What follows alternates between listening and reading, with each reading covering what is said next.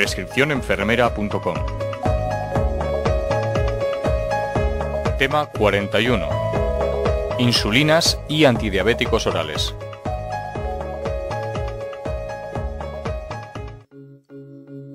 La diabetes mellitus es un conjunto de síndromes caracterizados por la presencia de hiperglucemia crónica, a la que en general se asocia otro tipo de complicaciones vasculares y sistémicas. Se puede presentar en varios síndromes. Tipo 1, antiguamente juvenil o dependiente de insulina. En el momento del diagnóstico se aprecia la desaparición de las células beta del páncreas encargadas de la producción de insulina. Si está debido a un proceso autoinmune, hablamos entonces de diabetes mellitus tipo 1 autoinmune, o si se desconoce, hablamos de diabetes mellitus tipo 1 idiopática. En general aparece antes de los 30 años y se caracteriza por una insulopenia, por lo que el paciente precisa insulina. Tipo 2, no insulino dependiente, es mucho más frecuente y de aparición más tardía, asociándose habitualmente a la obesidad. En este caso no se aprecian variaciones en la secreción de insulina, pudiendo ser esta incluso superior a lo normal. Aún así, esta cifra resulta insuficiente para mantener los niveles de glucemia normales, lo cual indica que existe una resistencia a la acción de la insulina. Diabetes mellitus secundaria, enfermedades pancreáticas, síndromes congénitos, endocrinopatías, etc. A veces es irreversible. El tratamiento actual del diabético requiere un abordaje múltiple, especialmente con el fin de prevenir las complicaciones asociadas. Incluirá la práctica de ejercicio físico, dieta, antidiabéticos orales y/o insulina, y el tratamiento de las complicaciones que pueden aparecer. Insulina. La insulina es un polipéptido sintetizado en las células beta del páncreas. Consta de dos cadenas de aminoácidos unidas por dos puentes disulfuro. Ambas cadenas provienen de su precursor, la proinsulina, el cual a su vez deriva de la preproinsulina. La liberación de insulina en el páncreas depende de múltiples factores de regulación, siendo las variaciones en los sustratos energéticos los que inducen modificaciones inmediatas. El factor clave es la existencia de canales específicos de potasio activados por ATP o por aumento de la relación ATP-ADP. A concentraciones normales de ATP estos canales se encuentran abiertos, manteniendo el potencial de membrana en reposo. Cuando el nivel de glucosa aumenta y penetra en la célula, esta es metabolizada, originando un aumento de los niveles de ATP. Este aumento de ATP cierra el canal de potasio, con lo que se inhibe la salida de potasio de la célula, originando una despolarización que activa los canales de calcio tipo L. El aumento de calcio en el interior de la célula es el que, en última instancia, determina la liberación de insulina. La glucosa en altas concentraciones sensibiliza a la célula para la liberación de insulina, en mayor medida de lo que lo hacen otros estímulos. Cuantos más moléculas de glucosa penetren en el interior de la célula beta, mayor será la superficie despolarizada, el número de canales de calcio activados y mayor la cantidad de insulina segregada. También otros factores como el glucagón o el péptido inhibidor gastrointestinal pueden generar aumento de calcio intracelular y provocar por tanto la liberación de insulina. La secreción de insulina es pulsátil y continua, incluso en el ayuno. Después de una comida se libera insulina en forma de pico, la primera fase, seguido de una segunda fase secretora de menor amplitud y mayor duración. Las diferentes formulaciones farmacéuticas de insulina intentan emular este perfil de secreción. Una vez liberada la insulina se fija receptores específicos, situados en las células insulinosensibles.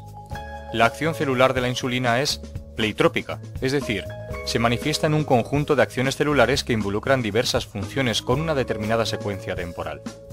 En los primeros segundos tras la unión al receptor se producen modificaciones en el mismo y se aprecia la activación del transporte de exosas, glucosa, así como otros efectos como alteraciones en la actividad enzimática intracelular, modificaciones en la regulación de genes, etc. Si se mantiene el contacto de la insulina con el receptor, aparecen las acciones tardías, inducción de la síntesis de ADN y ARN, proteínas y lípidos, influencia en el crecimiento celular, etc. El efecto más visible de la insulina es la reducción de glucemia, pero su influencia real es promover el almacenamiento de las fuentes energéticas y su correspondiente utilización en las células específicas. La activación del transporte de exosas se produce en las células musculares y adipocitos, pero no en las neuronas, ya que el transporte de glucosa en el cerebro no es insulino dependiente, por lo que aun con concentraciones bajas de insulina se puede asegurar la captación de glucosa. Por su parte, la insulina en el hígado favorece la actividad del glucógeno sintetasa, estimulando la síntesis de glucógeno a partir de glucosa e inhibe la gluconeogénesis, además de otros efectos metabólicos. Cuando las células beta del páncreas dejan de secretar insulina o lo hacen de forma deficiente, se requiere la administración exógena de insulina. Hasta hace poco tiempo la insulina utilizada procedía de la extracción del páncreas bovino o porcino. Actualmente es insulina humana, obtenida por técnicas de recombinación genética hasta obtener la insulina humana biosintética, que tiene una pureza del 100%. La administración de insulina se realiza por vía parenteral, generalmente subcutánea, ya que el jugo gástrico la inactiva. La absorción está influida por el pH de la preparación, la concentración, el lugar y profundidad de inyección, la vasodilatación local, etc. La absorción es más rápida en las siguientes condiciones: pH neutro, preparación soluble, menor tamaño de los cristales, mayor profundidad de la inyección. En el abdomen la absorción es más rápida, por lo que generalmente el efecto es menos duradero que en glúteo, muslo o deltoides. El metabolismo se da especialmente en el hígado y en menor medida en riñón. Su semivida de eliminación plasmática es de 2 a 5 minutos, aunque la acción biológica dura mucho más tiempo. La eliminación es por inactivación en el hígado y riñón. Hay múltiples factores que pueden influir en la duración del efecto, por lo que es preciso ajustar la dosis a cada paciente según su evolución. Con el fin de imitar la secreción endógena de la insulina, que se ha sintetizado diversos tipos de insulina que tienen unos efectos más rápidos o más lentos.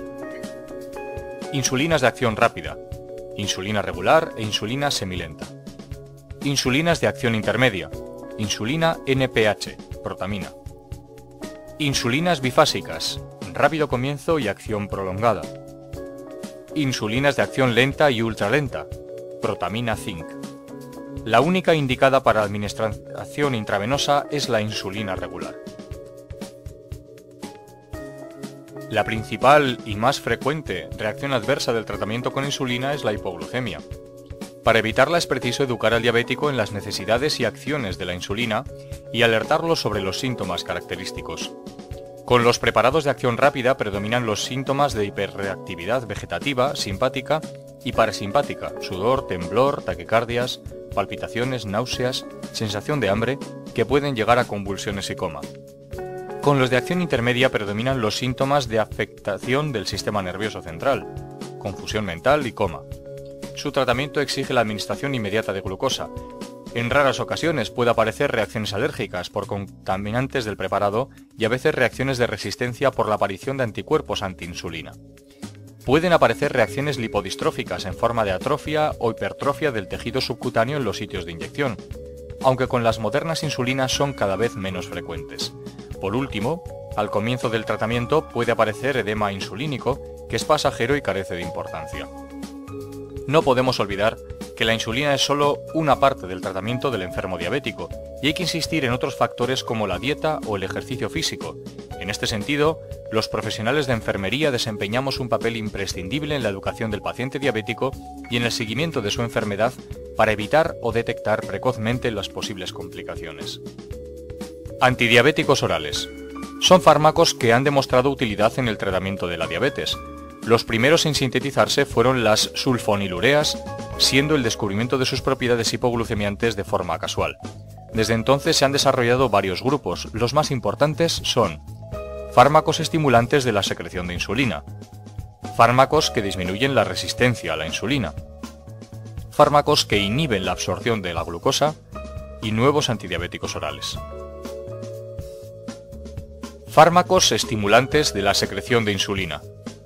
Comprende las sulfonilureas, que es el grupo con mayor cantidad de fármacos: acetohexamida, tolbutamida, tolazamida, clorpropamida, glibenclamida, glibornurida, gliclacida, glimepirida, gliprentida, glipicida y gliquidona, y los derivados de la meglitidina, repaglidina y nateglinida. Las sulfonilureas a corto plazo provocan la liberación de la insulina preformada en las células beta del páncreas al aumentar su sensibilidad a la glucosa. Para lograr esta acción es preciso que las células beta sean funcionantes. Esta acción liberadora es potenciada por otros estímulos como la presencia de glucosa, aunque también es apreciable en células que han perdido su sensibilidad a la glucosa. La consecuencia inmediata de esta acción es la reducción de los niveles plasmáticos de glucosa. Este descenso de la glucemia mejora los síntomas agudos de la diabetes y es variable de un fármaco a otro. Sin embargo, a largo plazo, la eficacia hipoglucemiante de las sulfonilureas es más problemática, ya que depende en gran medida de la capacidad de la célula beta de responder a concentraciones elevadas de glucosa. Cuando el paciente pierde su capacidad de producir insulina como resultado de la evolución de la enfermedad, las sulfonilureas pierden su efecto, al igual que si apareciese insulinoresistencia. Todas las sulfonilureas se absorben muy bien por vía oral y se fijan fuertemente a proteínas plasmáticas. El volumen de distribución es variable de unas a otras.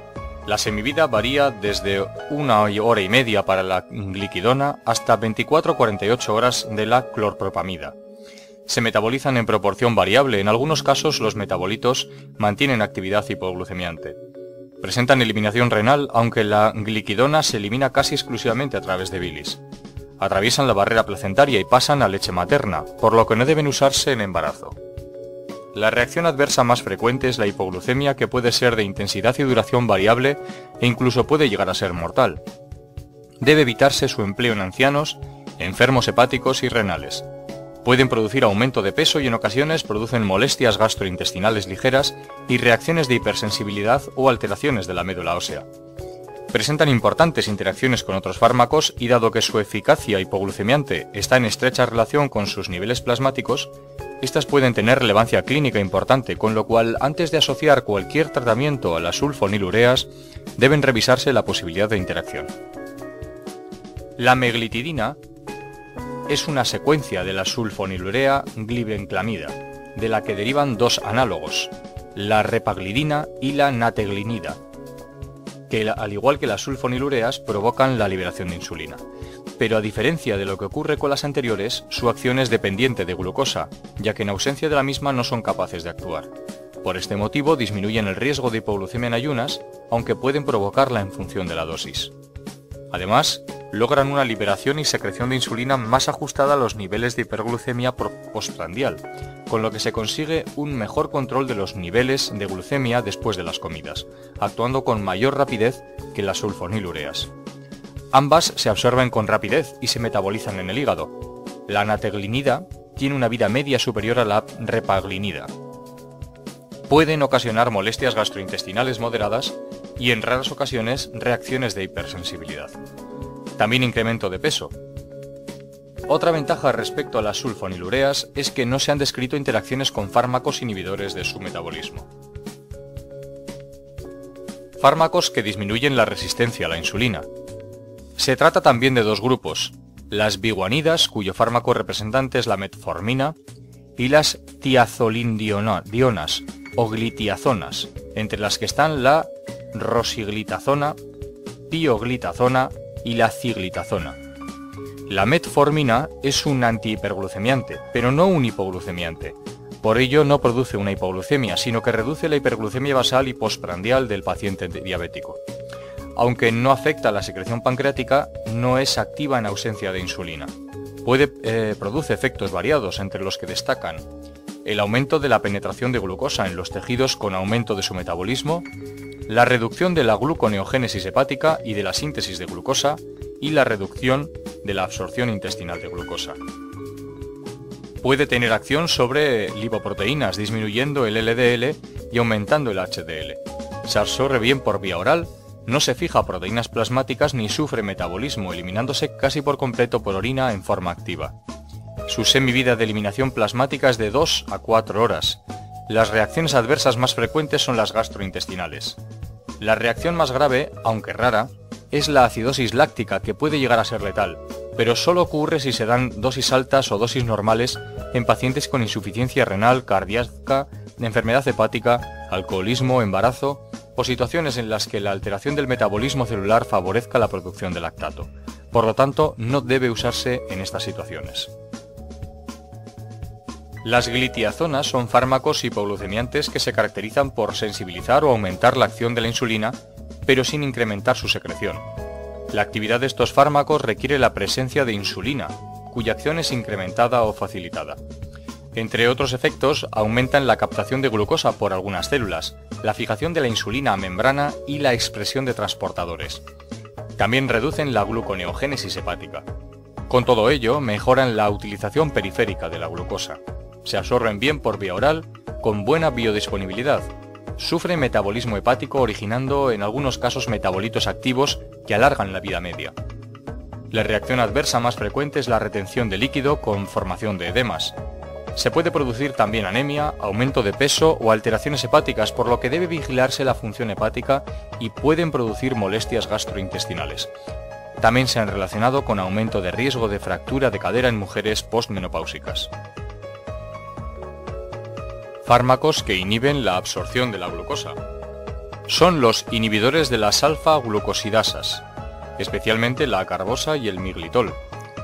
Los hidratos de carbono son hidrolizados en el tubo digestivo en monohidratos para poder absorberse por medio de las alfa-glucosidasas.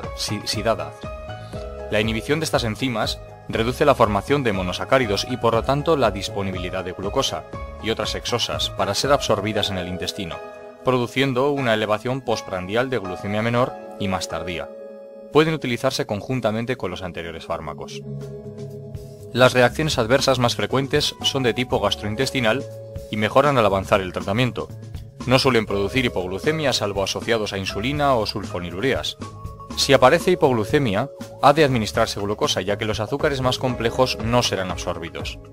Debe evitarse su uso en caso de insuficiencia hepática. Nuevos antidiabéticos orales. Están basados en las incretinas, que son hormonas gastrointestinales liberadas después de la ingesta de alimentos, estimulando la secreción de insulina. Así, los simuladores de las incretinas activan el receptor para su liberación. La exenatida se administra por vía subcutánea 2 veces al día, generalmente antes de la comida. Sus efectos secundarios más comunes son las náuseas y los vómitos. La hipoglucemia es poco común, salvo que se combine con otros fármacos. No debe administrarse en pacientes con insuficiencia renal moderada o grave. Por otro lado, la dipeptilpeptidasa 4, DDP4, es una enzima que desactiva las incretinas. Al mantener la acción de las incretinas, aumenta la secreción de insulina, disminuye la de glucagón y mejora la hiperglucemia postprandial y en ayunas. Se pueden administrar por vía oral como monoterapia o en asociación con otros fármacos y en general producen pocos efectos adversos.